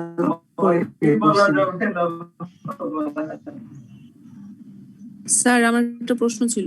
বলুন স্যার, এখানে যেভাবে মানে ওয়ার্কিংটা দেখানো হয়েছে, আমি স্যার সেভাবে করিনি। আমি হচ্ছে 13 সালে এন্ট্রি দিলাম, 14তেও এন্ট্রি দিলাম। তাহলে আমার 15তে এন্ট্রি 13,000 যখন আসলো, তখন আমি এমনিতেই ডেবিট ক্রেডিট স্যার হিসাব করে 3,000 দেখলাম। স্যার এভাবে করে দিয়ে দিলে তখন হবে না এন্ট্রিটা? এরকম করে বের না করে? আপনার কাছে তো 13 সনে এন্ট্রি চাইনি। আপনি 13 সনে এন্ট্রি দিতে গেলেই তখন যিনি খাতা দেখবেন তার সে রাগ হয়ে যাবে। স্যার 13 সনের কারেক্টিং এন্ট্রি দেওয়া লাগবে না আমার? আমি তো এখানে 2000 টাকা আপনার কাছে আপনার কাছে বলেছি কি? এখানে দেখুন, খেয়াল করুন কি বলেছি, দেখুন বারবার পড়ুন। আপনাকে 13 সনে কি চেয়েছে কিছু? না স্যার। তাহলে আপনি কেন 13 জার্নাল করবেন? যখনই 13 জার্নাল করবেন, 14 জার্নাল করবেন, তখনই ওই খাতায় আর আপনি মার্ক ক্যারি করতে পারলেন না। আপনার কাছে চেয়েছি সবকিছু 15। আপনাকে তো বলেছি যে যদি কোনো ভুল হয়ে থাকে সেটা কারেক্ট করেন। আপনাকে এখানে বলেও দিচ্ছি। আমার যদি কোনো ভুল থাকে সেগুলো আমি ওয়ার্কিং নিয়ে নিব, ওয়ার্কিং থেকে ওখানে চলে যাব। স্যার আমরা যেমন কারেক্টিং জার্নাল করেছি স্যার, ওরকম আমি 13 সালের ভুল জার্নালটা দিয়ে সেটা কারেক্ট করে দেখাই দিলে হবে না? এই যে 13 সনের জার্নাল এই যে করলাম, আমি কি 13 সনের জার্নাল করছি? এটা এই যে করলাম 15তে জার্নাল করছি, এই যে 13 সনের 14 সনের, এই যে 13-14 জার্নাল করেছি। আমি কি 13-14 লিখেছি? এটা জার্নালের 15 জার্নাল। এই যে 13-14টা আমি এই যে 15তে জার্নাল করলাম। স্যার আমি 15তে এন্ট্রিও দিয়েছি, 13,000ও দিয়েছি, আবার 13টাও দিয়েছি, 14টাও দিয়েছি। না, আপনি তো সময় লস করলেন। আপনি আমি যেটা করছি স্যার ওখানে ওই যে যেহেতু ভুল এন্ট্রি দিছি 3000 ওইটা পরে আমি বাদ দিছি আর কি আপনার ডেপ্রিসিয়েশন এখানে এক্সপেন্সটাকে আমি ক্রেডিটে নিয়ে গেছি অ্যাকুমুলেশনটাকে আমি ইয়াতে নিয়ে আসছি আর কি ডেবিটে নিয়ে আসছি রং এন্ট্রিটা যেটা বুঝছি। যাই হোক আমরা তো অন্ততপক্ষে এই যে সলিউশনের আগে আমরা একটু প্র্যাকটিস করলাম, তার মানে কি আমি তো আমাকে একটু রিয়েলাইজ করতে পেরেছি যে আমার ভুলটা কোথায় হচ্ছে বা আমার কনসেপ্টটা কোথায় একটু সমস্যা হচ্ছে, তাই না? সেই জিনিসগুলো তো আমাদের ক্লিয়ার হচ্ছে নাকি? স্যার কোয়েশ্চেনটা একটু দেখবেন, জুনের কথাটা কই বলা আছে একটু দেখতাম। Khan company purchase a machine July, আচ্ছা জুলাই আমার এটা হইলো এই যে for the year ended December. Clear? Clear.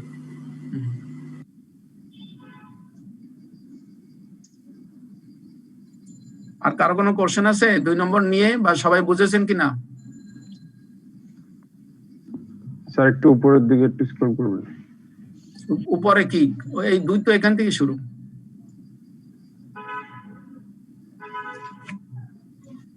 এই 13 এবং 3 এগুলোর ওয়ার্কিং কিন্তু নিচে, এই যে এখানে এই যে 3 এর ওয়ার্কিংটা এখান থেকে করে নিয়ে তারপর ওখানে আমরা জার্নাল করেছি জাস্ট। অর্থাৎ এই 3000 কিন্তু 15 সনের না, কিন্তু 15 সনে এসে আমি এই যে রিটেন আর্নিংসকে আমি অ্যাডজাস্ট করেছি।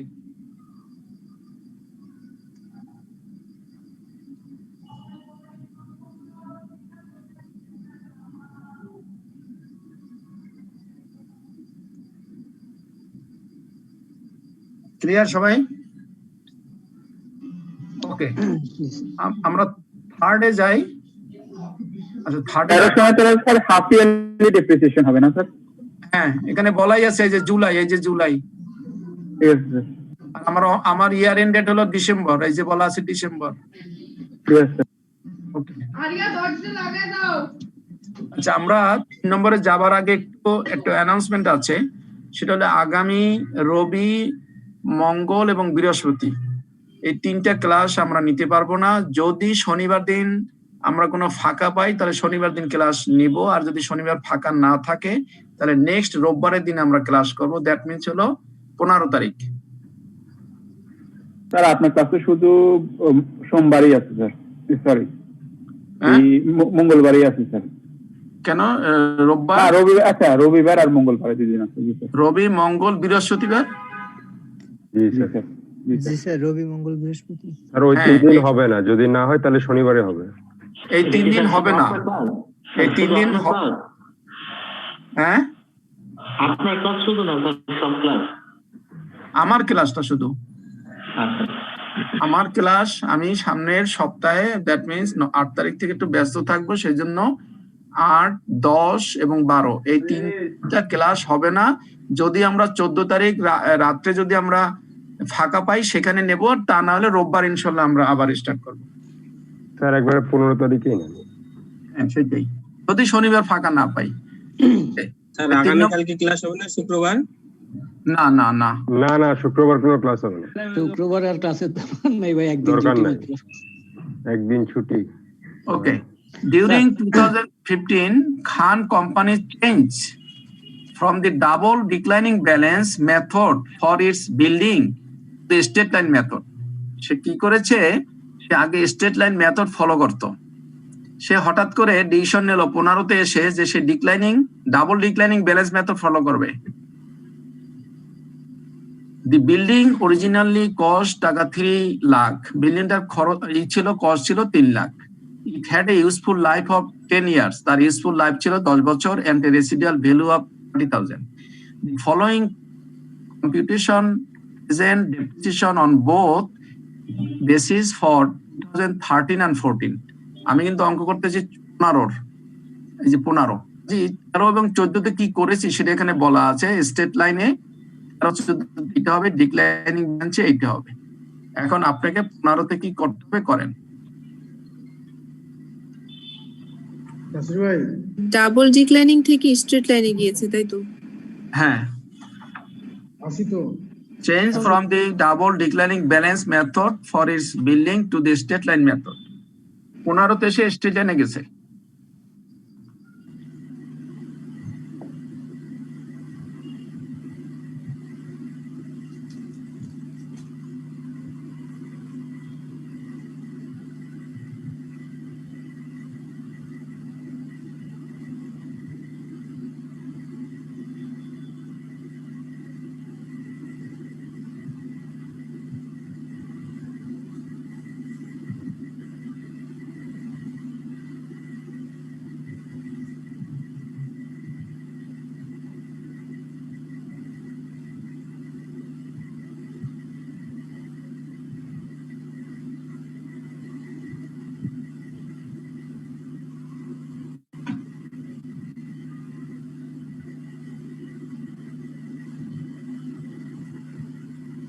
$54,000 হবে না স্যার? জি 54,000 হবে না 2015 তে? 2015 তে কি বলছেন? 54,000 হবে না ডিপ্রিসিয়েশন? 54? জি না, আপনি খাতা করে রাখেন, আমরা আরো 2-1 জন হলে তারপরে ওপেন করব।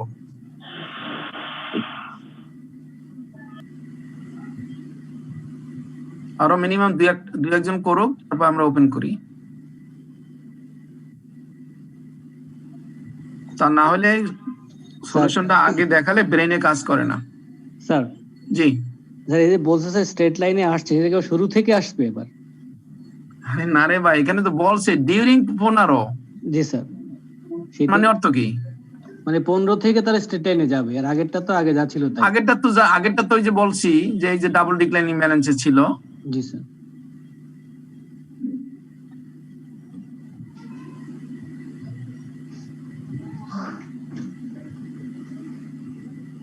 আমি কিন্তু যতগুলো আপনাদের অঙ্ক করালাম সবগুলাই কিন্তু পরীক্ষার কোশ্চেনের অঙ্ক, এবং এটা যে বছর আসছে সেই বছর একটা খাতাও কিন্তু ছিল না যারা এই সবগুলো অঙ্ক করতে পেরেছে। এক একটা পরীক্ষাতে প্রায় 150, 200, 300 ছেলেমেয়েরা অ্যাটেন্ড করে, কিন্তু এই 3টা প্রবলেম সলভ করছে, একটা খাতাও ছিল না। বলেন কিভাবে পাস হবে? স্যার দেখা যায় একটু। হ্যাঁ দেখেন,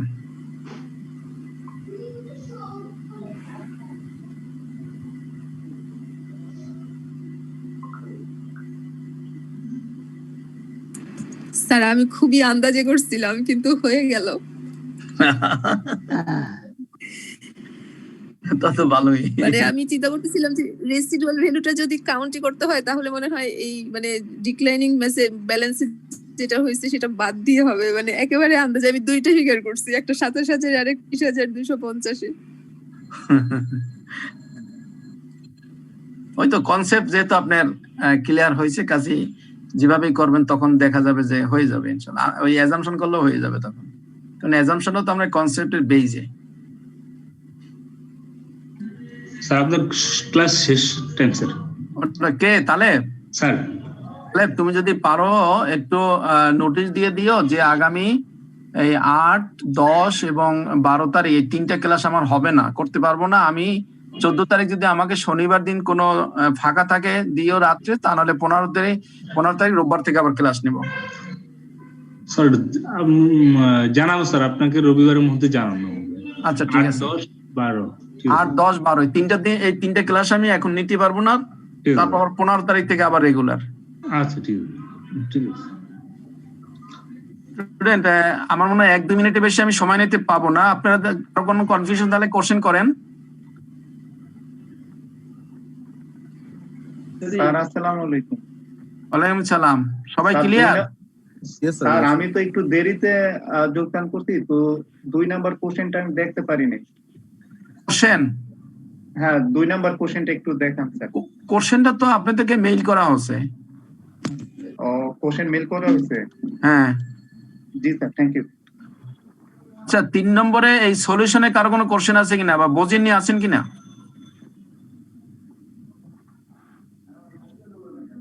স্যার আমি তো আসলে না বুঝেই করছিলাম। এখন আমার স্যার প্রশ্নটা হচ্ছে যে আমরা রেসিডুয়াল মানে কস্ট থেকে রেসিডুয়াল ভ্যালুটা বাদ দিই, কিন্তু এখানে আমরা 2013 আর 14 ডেপ্রিসিয়েশন এক্সপেন্সটা বাদ দিয়ে করলাম কেন? এটা কি হচ্ছে ওই যে মানে স্ট্রেট লাইন ব্যালেন্স তাই?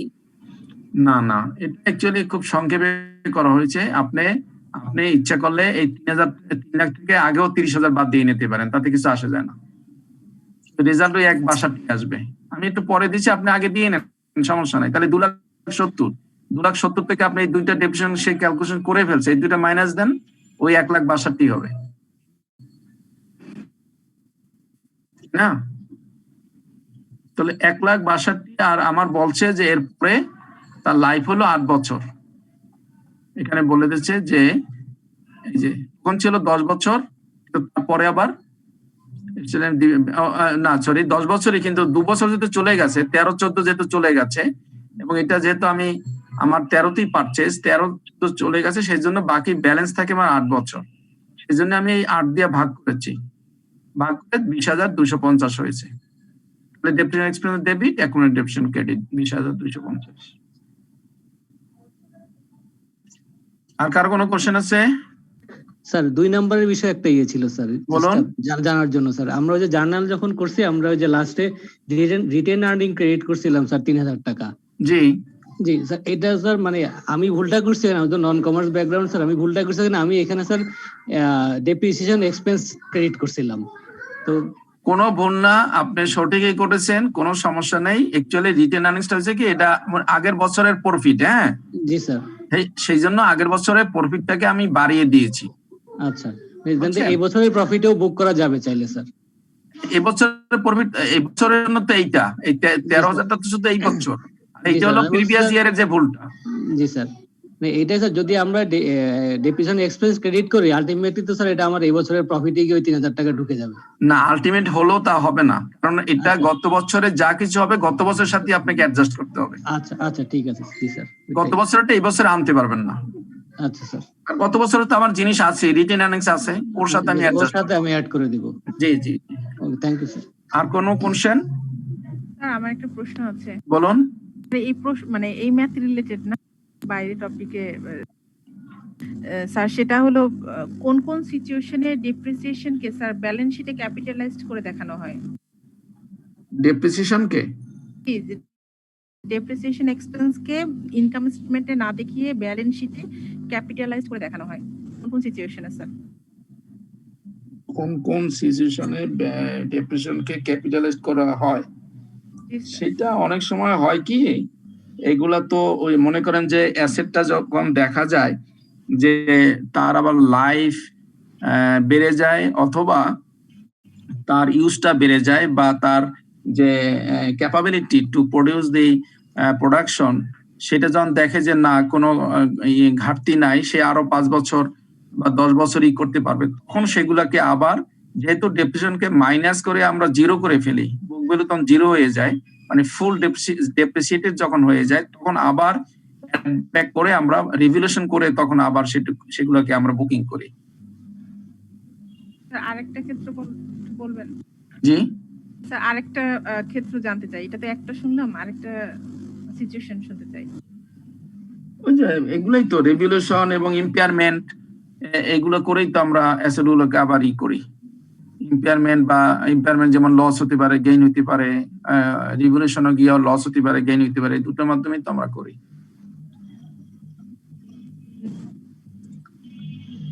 আমাদের আমরা অনেক অলরেডি টাইম আপ হয়ে গেছে অনেক। ওকে ওকে ওকে, থ্যাংক ইউ ভেরি মাচ, সবাইকে অসংখ্য ধন্যবাদ। আমরা সামনের 3টা ক্লাস পরে আবার 15 তারিখ ইনশাআল্লাহ দেখা হবে। Thank you. সবাইকে আসসালামু আলাইকুম স্যার। ভালো থাকবেন স্যার, আসসালামু আলাইকুম। ওয়ালাইকুম আসসালাম।